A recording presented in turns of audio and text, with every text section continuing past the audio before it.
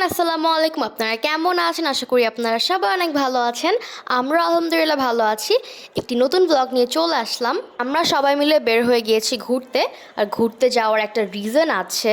কিছুদিন আগে আমাদের সবার ফেভারিট একটা পার্সনের বার্থডে ছিল, কিন্তু আমি সেদিন ব্লগটা আপলোড করতে পারি নাই, দেখে আমি আজকে আপলোড করতেছি। এই জানো গরু দেবো সেই গরুর মাংস এটা ভিডিও করো, ইয়েগুলো উঠাই ভিডিও করো, খুব ভালো লাগে। সারা মাংস দিয়ে দে আরে কাঁচা মাংস কি করবো? না না আছে তাই বলে কাঁচা মাংস দেখা এটা হাঁস হাঁস। রুমালি রুটি কি গরম গরম বানাতে দিও। লতা রবিলে পাঁচ ভাই দিছে, ভালো করে দাও। লতা কোন দে ডিম চিটাই খাবার আছে না? আদান খুঁজে মুরগি খাবেন খালা? মুরগি খাবে না, হাঁস খাবো আমরা, গরুটা।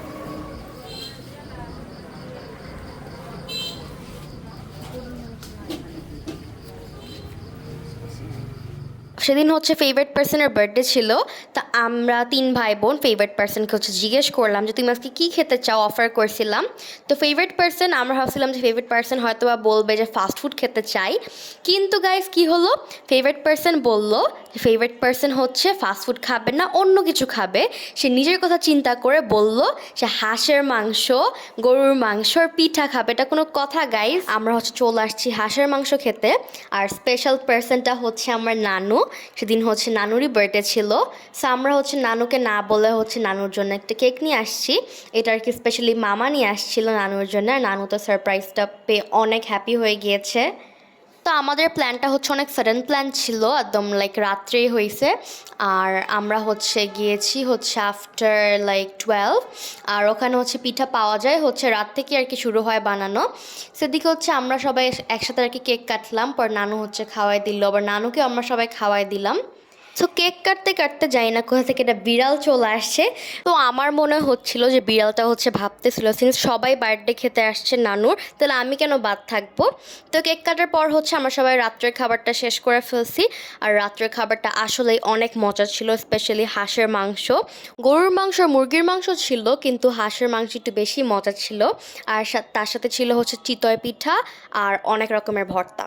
সো এদিকে ফাইনালি আমি চান্স পাইছি নানুকে কেক খাওয়ানোর। আর সবাই আমার নানুর জন্য অনেক বেশি বেশি করে দোয়া করবেন। সো নেক্সট ইয়ারও যেন নানুর সাথে আমরা এভাবে সবাই একসাথে নানুর বার্থডে সেলিব্রেট করতে পারি। সিন্স আমরা দিকে পিঠা খাইছি আর আমাদের অনেক ঝাল লেগে গেছে, সো আমরা এখন প্ল্যান করছি যে আমরা এখন মিষ্টি খাবো। তার সাথে বাপি বলতেছিল যে মায়ের বার্থডে মিষ্টি না খেলে হয় নাকি। সো এক্স্যাক্টলি পিঠার দোকানের একদম অপোজিটে একটা বড় একটা মিষ্টির দোকান ছিল। সো আমরা ওখানে চলে গেছি। আর এখানে অনেক রকমের মিষ্টি ছিল, আর মিষ্টিগুলো অনেক মজার ছিল। মিষ্টির দোকানের পাশে ছিল অনেক সুন্দর একটা ওপেন একটা এরিয়া।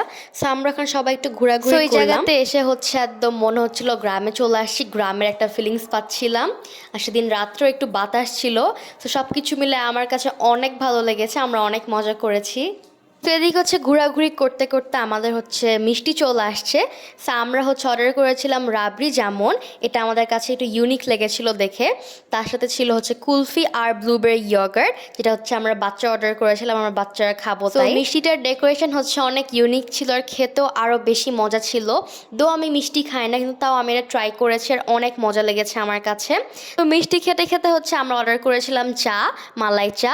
তো চাটাও চলে আসছে। আর এখন অলমোস্ট রাত 1:30 বেজে গেছিলো। সো আমরা এখন খেতে বাসায় চলে যাবো।